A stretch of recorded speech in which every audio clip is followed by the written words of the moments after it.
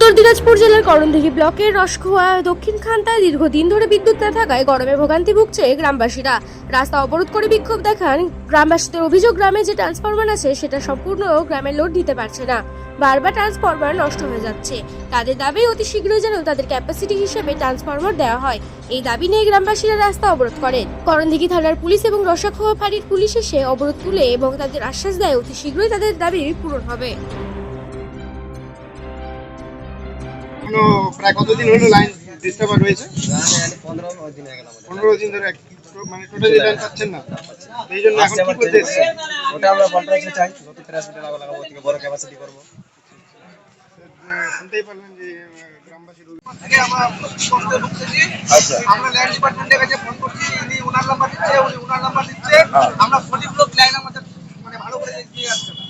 আজকে ট্রান্সমিটার নাই, কালকে অমুক নাই, কালকে তমুক নাই, 11,000 ছিঁড়ে পড়ে গেলে কেউ আমাদের 11,000 তার জয়েন করে না।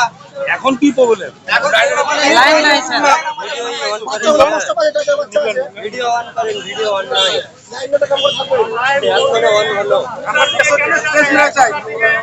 আচ্ছা, আপনারা কি ইলেকট্রিকের অফিসে গেছিলেন?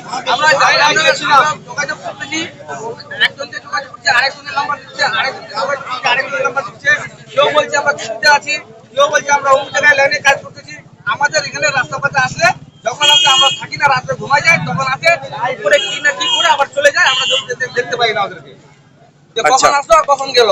আপনারা একটা লিখিত করে নিয়ে এই ক্যাম্পে যাবেন, না থানায় আসবেন, ঠিক আছে? আমরা বলে দিচ্ছি। আপনি কি ক্যাম্প থেকে